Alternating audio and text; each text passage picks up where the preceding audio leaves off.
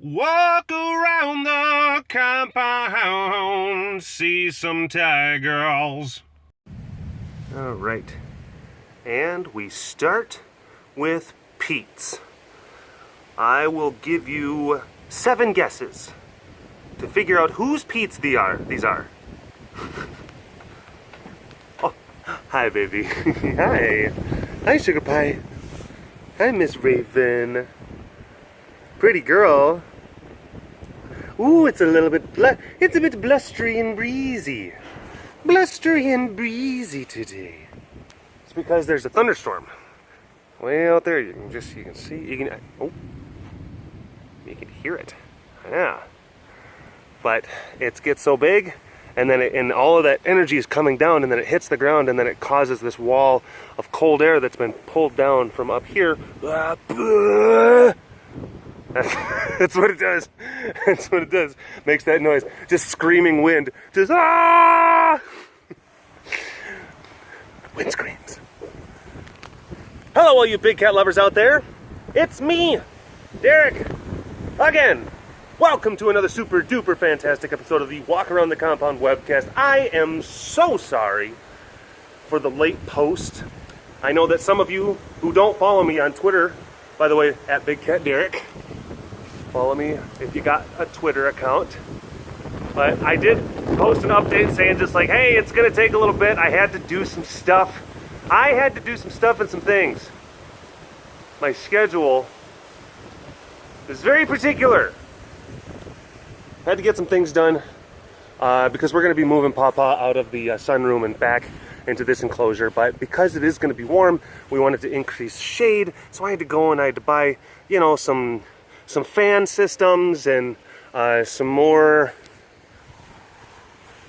moisture wind inducing apparatuses and whatnot to make sure that Mr. Papa is still going to be comfortable once he gets out here, because he is not digging being cooped up.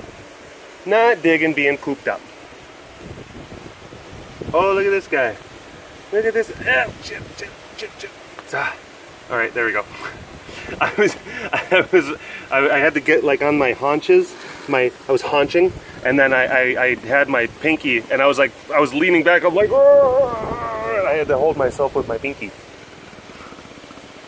Hi, bud. You look good. Yeah, you do. You look good, bud.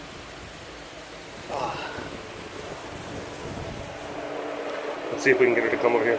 Yeah. Hi, Sugar Pie. I've been doing something called the Weekly Squeak on Facebook. That's a Facebook exclusive. The Weekly Squeak. It's basically where when I first approach Cassie for the day, I'll make a video and I try to do once. I'm going to try to do it once a week. I'm going to try to do it once a week. But I'll approach Cassie when she is the most excited and the most at her squeakiest, I should say. And then we count, or people who are watching can place their bets. For all of you Pride members with crippling gambling addictions, this one's for you. It's kind of neat when we have I like it because the clouds and there's the sun and the rays and everything. It just makes for an interesting light show. I like that stuff. Very visual. I'm a very visual guy. Wawa, you got mad at me earlier today. He yelled at me.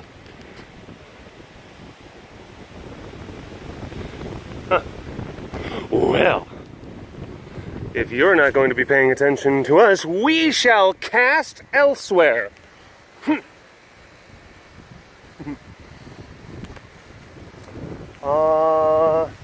Topic of discussion for this edition of the Walk Around the Compound webcast revolves around art. and on some of the interpretations of art.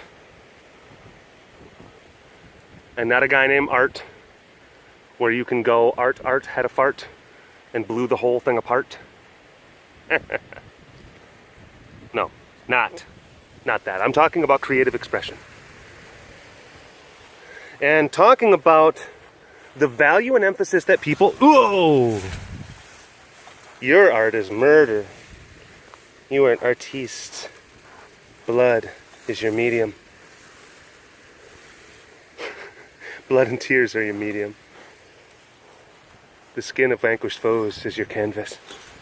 Hi. Are you finally like kind of relaxed now?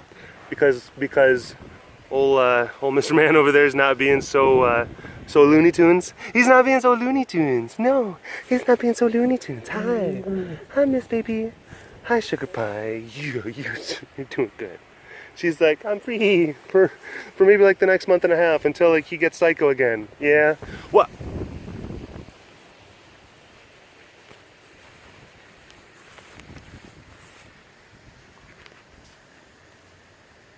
Excuse me, madam. You know, you'd think that you would have matured in your old age, your old lady age. You think that you would have put this type of cub stuff, it's cub shenanigans, it's cub chicanery. You think that you would have put this behind you, Serena. I know that you have to contemplate these truths. I'm happy, I'm glad that you can finally see things my way. Ah! Oh my gosh, you're crazy. You are so crazy. Isn't she crazy? Don't get any ideas. What? God. See, I started filming. Oh, I did the update on Twitter earlier, just to go back to that. But hi, both. Hello, both girls. Come on. I see you. I see both of you. Come on. Come here. Come here. Hey, come on.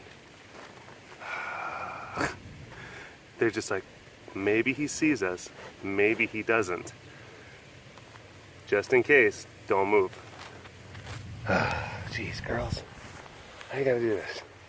I'm just gonna keep on moving. I'm gonna turn away from you. Not gonna look. La la la la. Oh gosh.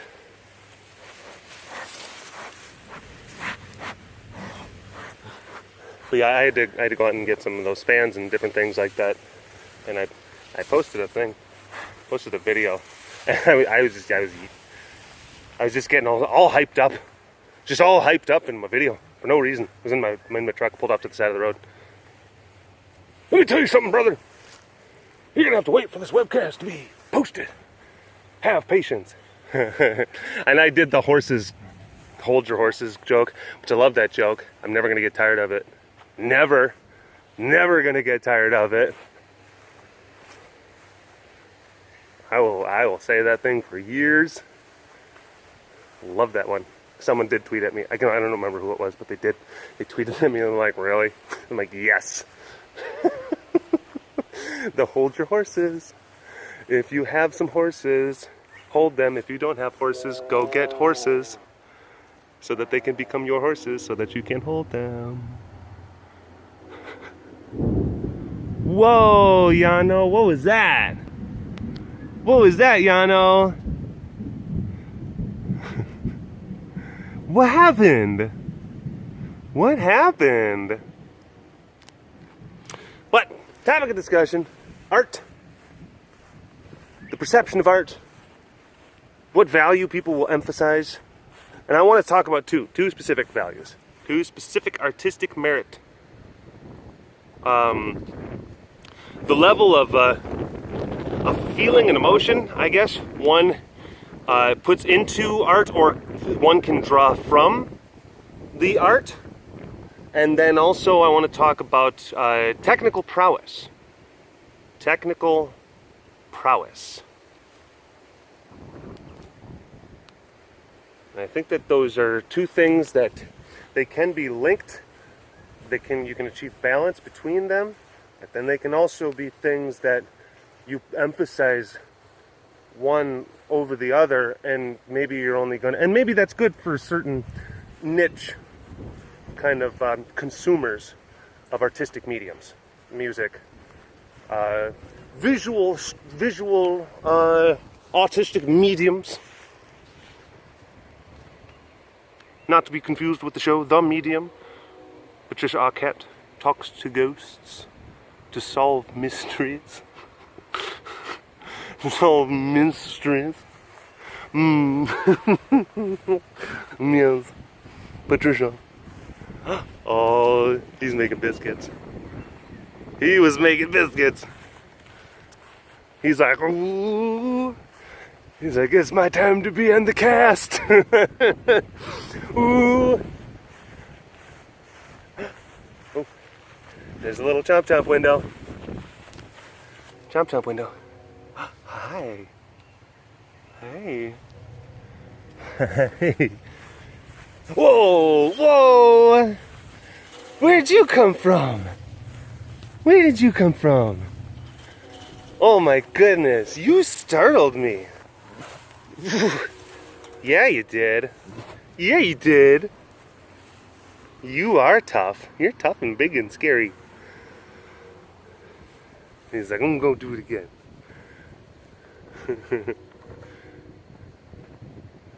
It's like playing hide and seek with a little kid. Oh, look at him. Look at him.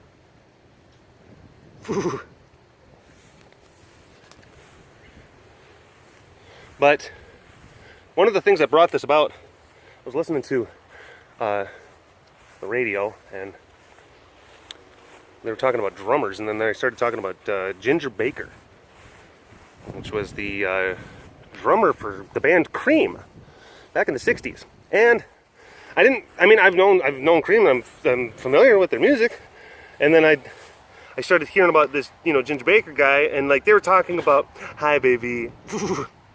They were talking about how like Ginger Baker is like widely regarded as one of like the best and most technically proficient drummers, rock drummers, like of all time.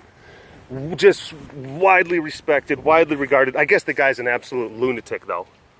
Crazy person and just mean, violent. I guess he's just not a very good person to deal with on a professional level or any level, I guess.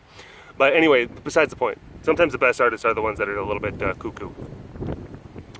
And I started, I heard this, and I'm like, okay, well, I haven't really heard a lot of his stuff. So, it's great about living in the time that we live in.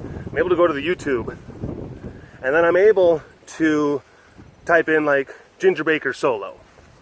And what I saw, I'll say, I knew that there was something there. I knew that there was something there. Just like I know that there's something here. I knew that there was something here. Because I remember there was a couple of these solos I was listening to where it was just it doesn't sound like one person should be making these types of sounds. And two, it's there's parts where I don't know exactly what I'm hearing. But it sounds otherworldly. That's what I would say. I wasn't sitting there just gonna be like, oh. But I think that what happens though is that you get to a certain point where the technical proficiency is so nuanced with some of this stuff that really, the people who are going to get it and understand it are the only people actually who truly can get it and understand it are people who really understand music. Now, I have a very rudimentary understanding of music. I've got a high school understanding, of music. This is as far as my education went. Hold on, I gotta say some. These guys were really snuffling and cute. Hold on.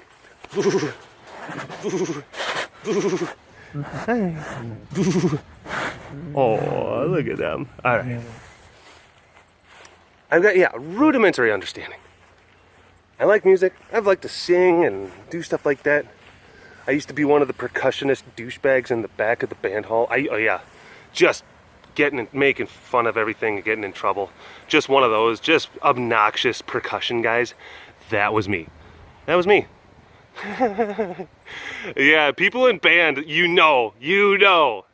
People who were in high school band were just like, ugh.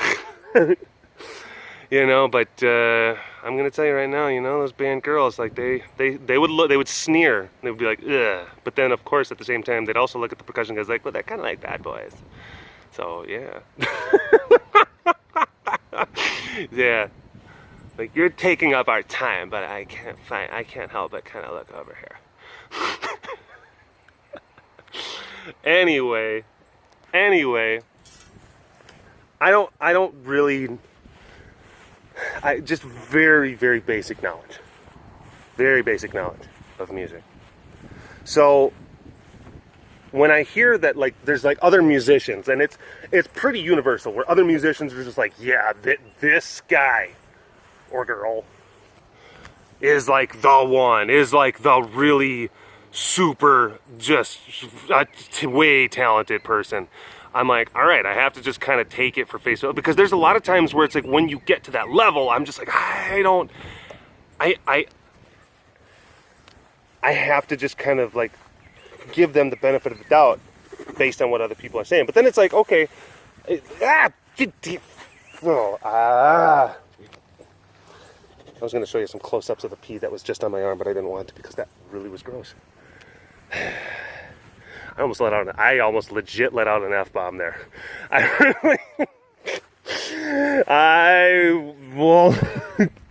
Bonnie, you,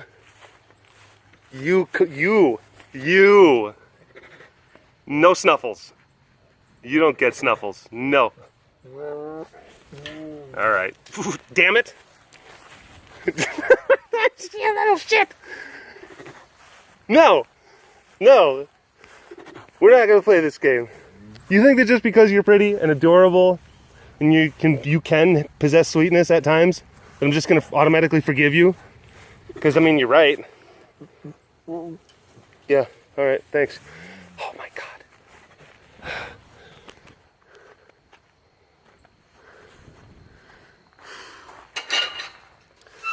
It's like another example, another musician that I've kind of had the similar kind of thing with. Well, and I will say, like I said, I did hear some different Ginger Baker things. Because I guess even like he would say like, well, John Bonham, like Ginger Baker, I guess didn't have like a high opinion of like John Bonham, Led Zeppelin. I mean, who again, another very widely regarded, highly regarded rock drummer. And Ginger Baker was like, nah, didn't really give him much credit. And I'm just like, really? All right. And it's one of those kind of things where it's like, I can look at a guy maybe like Neil Peart of Rush, and I'll be just like that. I can tell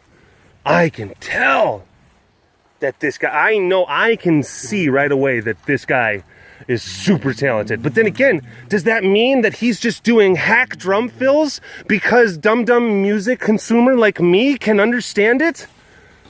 And then you get the actual musicians who look at Ginger Baker and they're just like, that's the guy, because he can do like quadruplets at a different kind of time signature.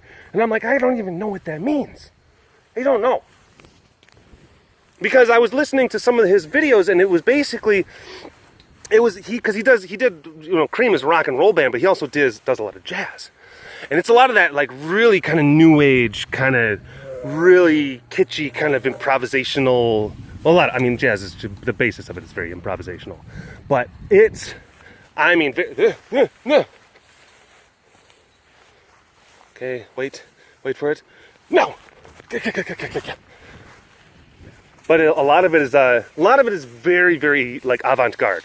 Like the stuff that I was watching with him, where it was like the guy with like the stand-up bass, and like there's another dude with the guitar, and then there's Ginger Baker, and it's like, I'm listening to it, I'm like, I don't know what this is.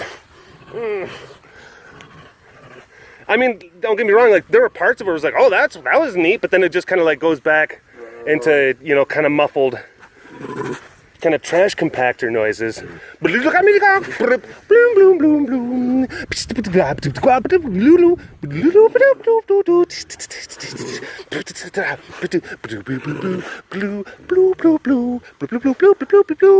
Now, here's the thing. I'm looking at that being just kind of like, you know.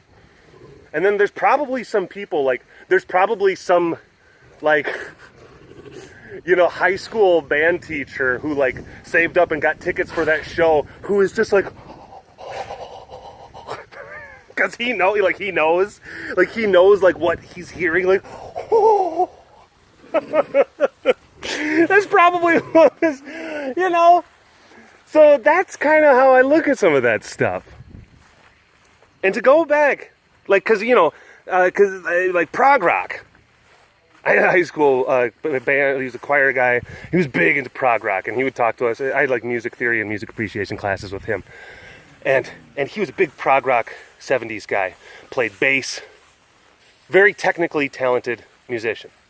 And, of course, and again, going back into, like, that bridge between technical and emotionality. I remember, like, he used to rail on, like, the Rolling Stones. He used to rail on the Rolling Stones. They're like, Stones. He's like, I can't think of one song that I could, like, really listen to where at least one of their instruments is actually not out of tune. Not one song. There's always going to be one song where the instrument is, where at least one instrument's going to be out of tune. And I'm just like, and at the time I remember thinking just like, well, that's a good point. But after a while, and I love listening to Stones music, and still to this day, I revisit it. Oh, fuck! Shit!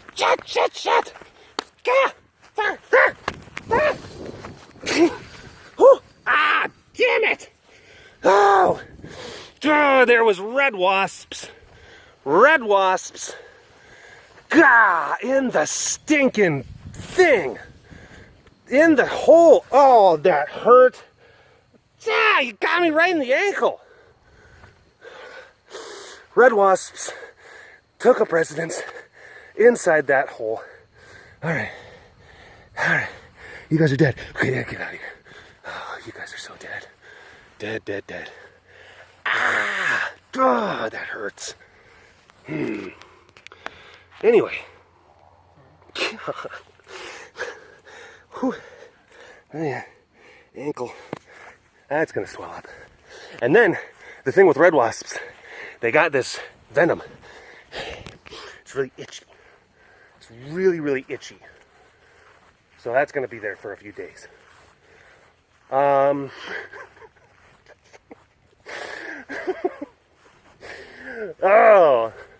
You know, I even saw him too. I was taking the pin out, but I'm kind of webcasting, so I'm just like, I'm going to try to get the pin back in and make my point. And I wasn't paying attention. And they got me. But anyway, music teacher. They didn't bite my tongue. I think I got stung in the tongue. My music teacher, he was a big prog rock guy, talking about Stones. And then I listened to the Stones. And like, I very much so, I love the Stones. I appreciate the Stones. And no, they don't I will say they have there's a different element of complexity because it's like emotionally resonant kind of complexity. Even though there's not a lot of like trills, chord changes, and, you know, like cascading notes. Just because there's not a lot of like finger movement stuff doesn't mean that there's still not a degree of profound artistic merit and emotional complexity that comes from those types of compositions. And part of I think, well, you know, like a lot of times, like, it adds and enhances the sounds if you do have a little bit of dissonance or discordant kind of things. It really does. I think so. Like Jimi Hendrix used to do that. He used to intentionally kind of mess up some of the post-edit tracks on some of his songs. Yeah. So that they kind of sounded a little bit more gritty, a little bit more real. But anyway, I was thinking hornet. Man, or wasp. It's a red wasp. Oh, bastard. But I've done this stuff. I didn't want to talk about Ginger Baker the entire time. But I've done similar things with like Jaco Pastorius. People say like, Jaco Pastorius! He's a bass player. that's very widely regarded. And he's another one where it's like, all right, I mean, I think that he's talented, but it doesn't hit me in the same way that it might someone who like speaks that language a little bit more. You know what I'm saying? But then it goes into like other art, other visual kind of medium type stuff. It takes me to when me and Heidi we went to New York and we went to MoMA. We went to the Museum of Modern Art, and it was great. It really was. I'm not gonna say that the experience is not worth it. It was, because there's a lot of really good stuff in there, but there's a lot of stuff that is just like, got really, and that's my opinion. Well, you know, it's art, maybe it's just not, maybe it's over your head. Now, I'm going to tell you, like, I walked into one of these rooms, and there was like different things on the wall, and there's different things over around and stuff like that, and I remember there was like a bunch of like, it looked like it was like building materials. It was like just kind of strewn about. And I looked at him, I'm like, oh, they must be doing some work in this room. Yeah, it's kind of weird that they don't have this area kind of like really kind of fenced off. And then I realized it was an exhibit. I'm like, all right. I mean, there was, you know, it's, because then, of course, sometimes, there was a room, it was just like a bunch of like single pieces of cardboard, and then there was like Barbie dolls in certain spots positioned, and it was supposed to be this profound statement, and I'm just like, okay, sure, because it's like when you interpret it and you look at it, it's like, I guess, but a lot of that stuff, it goes into, it's like, it's all just raw, pure kind of feeling and interpretation. And there was a story not too long ago. These kids, they went into I don't know if it was MoMA, but they did go into a modern art museum somewhere. And they took a pair of glasses. They just took a pair of glasses and they put them on the floor like next to the wall. And then they waited. And people, like no kidding, people started coming up and like, whoa. And like taking their lens, the cameras like, oh yeah, that's, oh yeah. Like, unironically. It's and then it's also, it's like, I think that the technical elements for me and what art I tend to kind of value, it absolutely comes into it, because it does go into the realm of like, did this artist work over the course of years to develop talents that most of the rest of the world just simply don't possess. Like, that is also another, but that's, again, I know it's interpretive. It's interpretive, art is subjective, it's up to the individual. I get it. I mean, I get that. Absolutely, I get that. But at MoMA, Museum of Modern Art, I think it was the 4th or the 5th floor, worth the price of admission, because it was all of the Impressionist artists, like Monet. It was like Salvador Dali paintings. Van Gogh paintings. Oh, that's my jam. I love that stuff because I see it, and it's like I see like the energy and the brilliance, the expertise of it. Like how, and I look at it, I'm just like, someone worked very, very hard to make that. And that is something that me currently right now, I cannot do. I cannot do that. Give me a few decades of practice and maybe I could.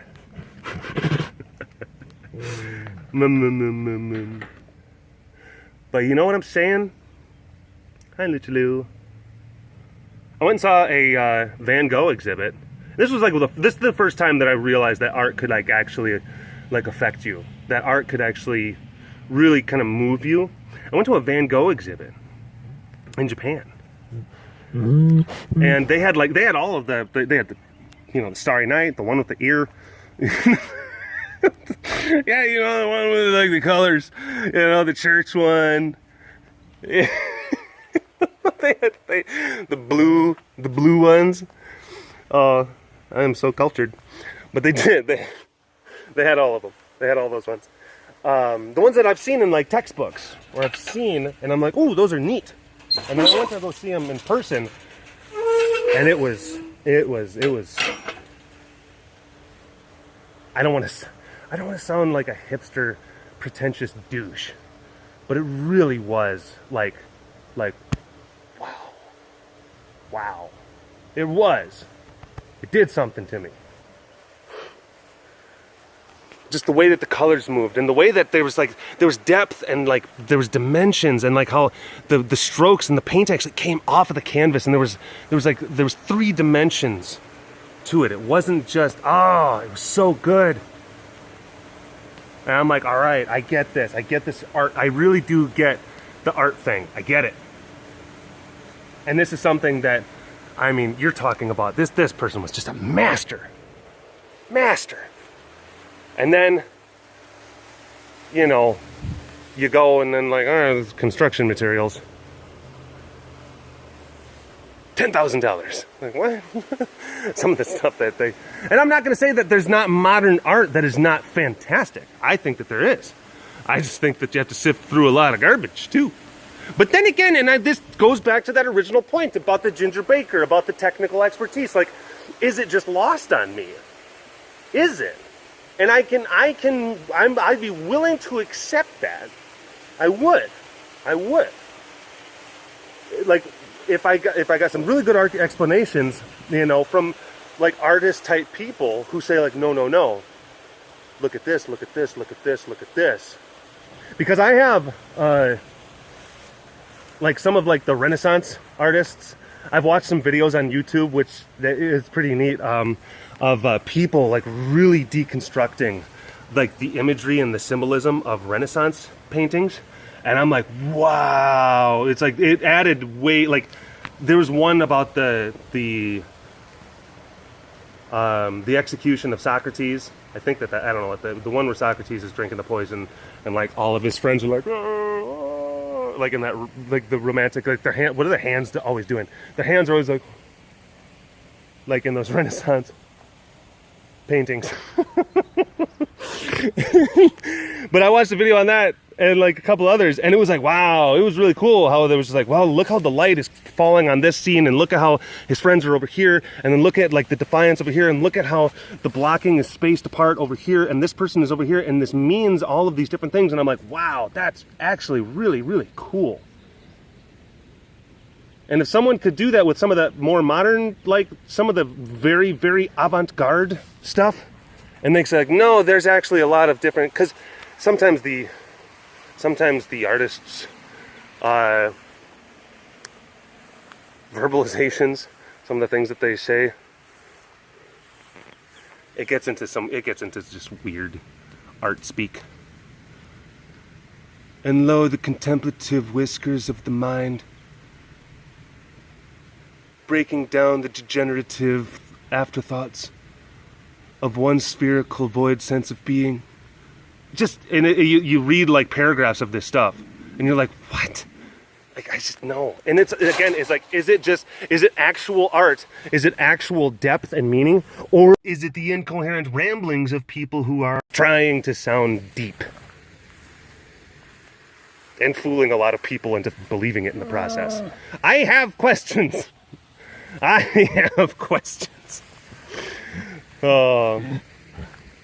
So yeah, I do believe that there's bits of art that I will absolutely recognize. It does go above my head. Like some of that music stuff, I will absolutely concede that like I don't understand it, but I will accept the fact that it's just, I do. Like, okay, if like they're people who I regard as good musicians, they say that this is good stuff, even though I don't quite get it. Okay, all right, I can see that. And I can give that to visual art as well. But I also think that there's fakers and posers and peers. A lot of peers. Oh my gosh, really? Oh, one more thing about the about that Van Gogh exhibit in Japan. Probably saw the best cap I've ever seen in my life. It was awesome.